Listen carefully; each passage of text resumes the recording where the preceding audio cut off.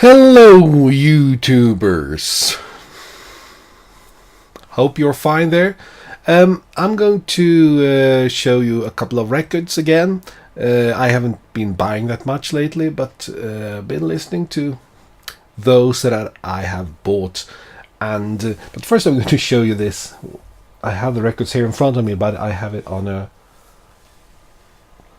orange record stand like this. Do you remember these from the 70s? Especially this lovely color. I had it at work as a book stand. But since I have quit my job, I took it home with me because I had brought it there. I don't even remember bringing it there, but it is an old record stand. And I thought, well, records that I've just bought that I have listened to, or before they get out in the regular shelves, I can keep them in that one. So that's fine and nifty and nice.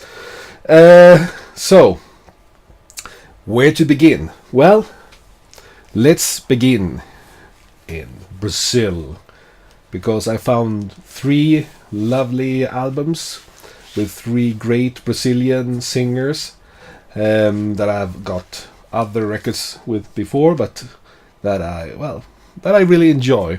And you might have noticed by now that I'm quite fond of Brazilian music, especially Brazilian vocal music. First of all, we got Beth Carvalho with Ao Vivo, and this is from the 80s. It looks, well, I don't know if you can really tell from the cover. It looks really like they've taken a photo of a TV screen. I think they have, actually, because it looks like exactly like that. So, but despite that, it's, and also on the back photo is like the same, like photographing a TV screen. Well, never mind. It's a very lovely album from 1987 on the RCA label. And I've got several Beth Carvalho albums before, or a couple of at least. Not as late as this. This seems to be. It's interesting. It's of course it's a Brazilian album, but it says it gravado 4 de julio de 1987, Montreux, Suiza. So I think that surely means that they made the master in Switzerland. Not sure, but still, it doesn't really matter. Just a fun fact. Another nice Brazilian album is this compilation with Alcione. Sorry if that, if the pronunciation was a bit off, but I've never heard her name being said. I've just presumed it's pronounced like that. And we have this is from 1985, Brazilian album on the Fontana label, but we have recordings from the mid 70s up until the early 80s, so it's some sort of greatest hits album, but it's very nice. I've got a couple of albums with her as well before, Alcione. And then on the EMI Odeon label, we have this album with Clara Nunes, and it's called Clara Nassau, or Nassau. My Portuguese is not good. And this is from the mid 80s, from 1985. I don't think I have any as late as that album before. Well, weird English, but it's very nice. Again, music that you get very happy from listening to. That I get happy when I listen to these Brazilian rhythms and the lovely sounding language and the great voices. So this is another part of my Brazilian collection. Okay, let's go over to some other great voices, but in a different genre. The Staple Singers, or as I thought they were called for many years, the Staples Singers, because I've seen their albums where they are called the Staples and where they are called the Staple Singers. But Anyway, this is a French collection with a very boring sleeve. It's a double album, The Great Staple Singers, but a very boring sleeve art. The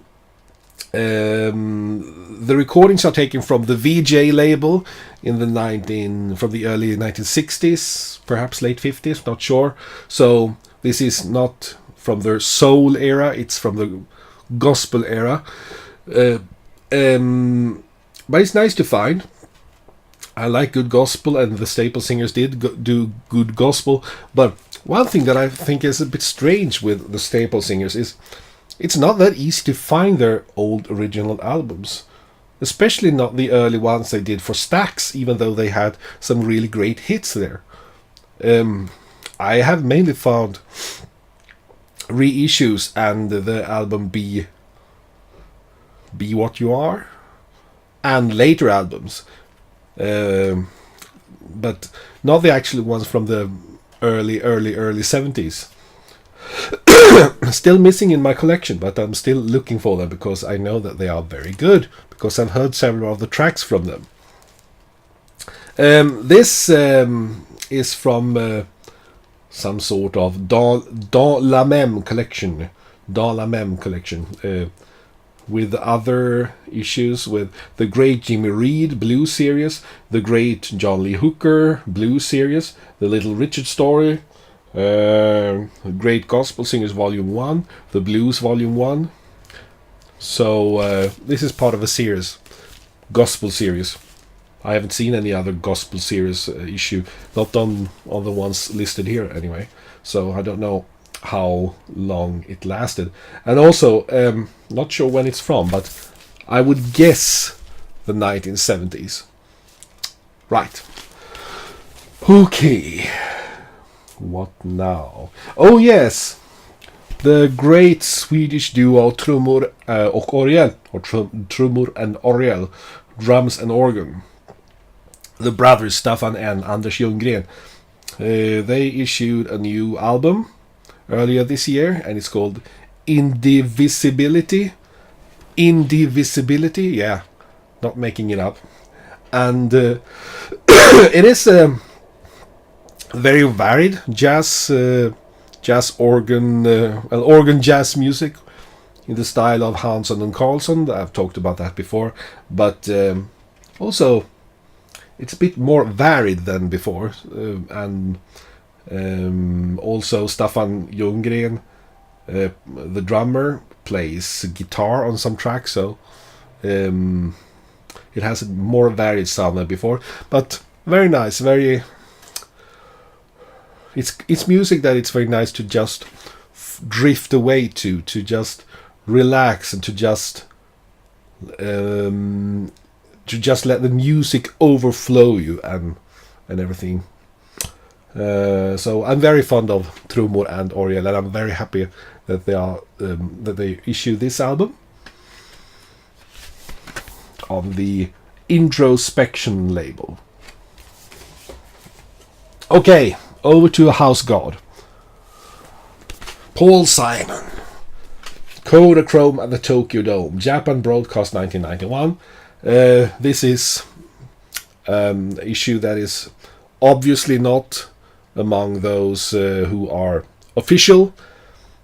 I realized that, but when I read radio broadcast, okay, radio, they usually try to make it sound good when they broadcast it on radio, but then you never know what kind of copy of the actual broadcast you have taken and used. And when I got this, I ordered it, but when I got it and I saw that it was made by Parachute Recording Company, my heart sank a bit, because I haven't had good experience of that record company before, and when I listen to it, no, it's not good. It doesn't sound good. I mean, the music is excellent. It's more or less recorded at the same time as the great concert in Central Park that was issued back in 1991 as an official live album, but with the same musicians and more or less same arrangements and same songs. but in a different order. But this is like they've taken a really poor normal cassette tape and recorded it off air, and then they have stored this cassette tape close to some magnets for some years, because we have lots of dropouts in the sound. And why issue this on a very lovely, I mean, the sleeve and everything is lovely with interesting text to read, and in thick vinyl. Nothing wrong with the actual vinyl, but why use such an inferior live recording? I'm sure there are loads of better sounding recordings of that time that have been stored properly. I mean, we talk about the 1990s. People recorded things digitally back then. There should be some digital copy, but I don't know. Waste of money, to be quite honest. The sleeve is nice, and we have a text here and some nice pictures of Paul Simon. But apart from that, waste of money, and but even more waste of time.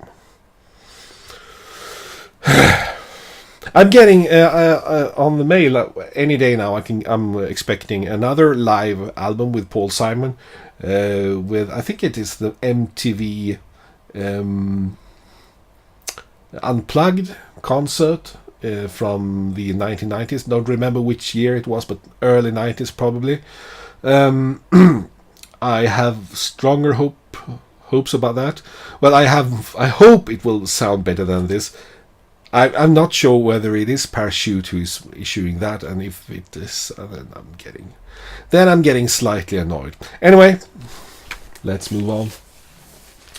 Okay, over to the great Swedish star Jerry Williams, who passed away earlier this year. I made a video about it, and then I talked also about the fact that he made the best version of John Lennon's Working Class Hero, much better than John Lennon's own version. Jerry Williams pours his whole soul and even more into his singing, because he is working class.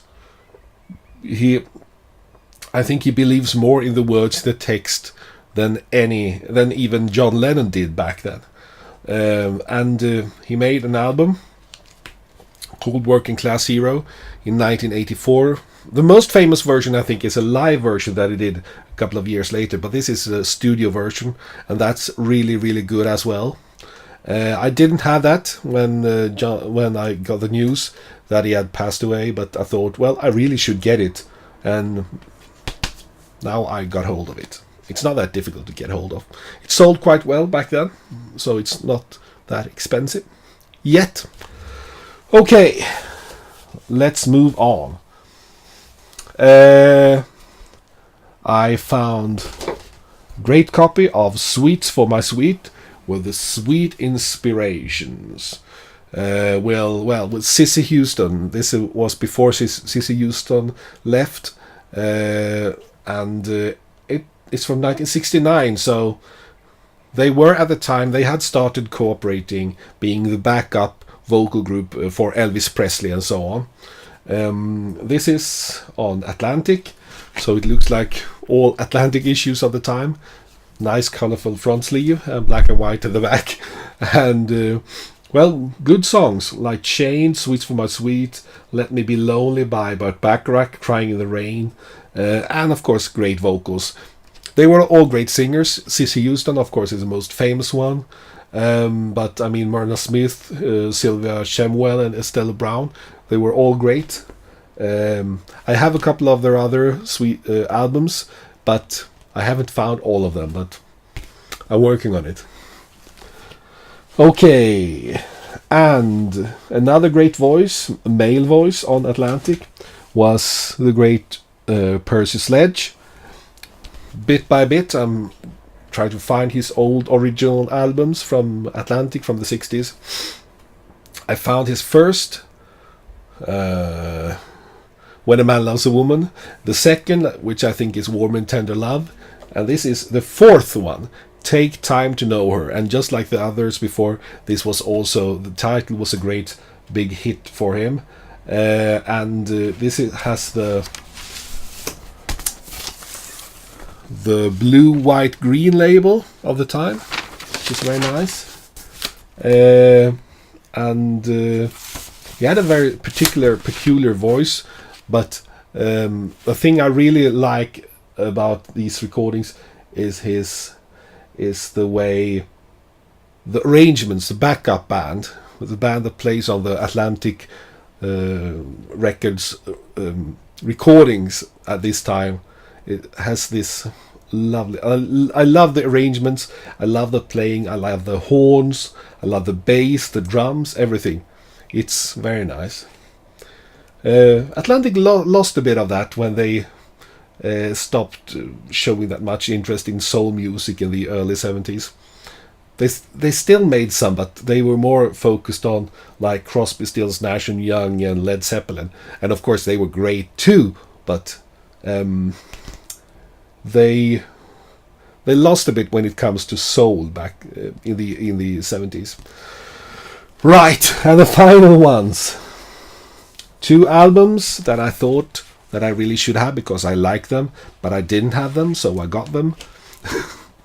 The Byrds, their 2 first albums, Mr. Tambourine Man and Turn, Turn, Turn.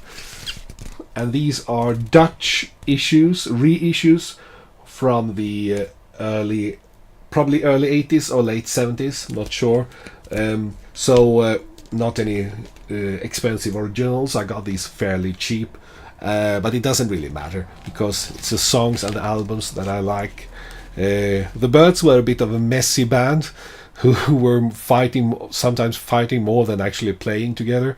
But when they were at their best, they produced some really great songs, and that is the fact, especially on these 2 first albums, even if my favorite is Sweetheart of the Rodeo, even though that's not really a typical The Byrds album. It's more like The Byrds influenced by by Graham Parsons era, short era album. Okay, well, I've been speaking now for 17 minutes. I didn't expect that it would take such a long time. I hope you have a lovely summertime there.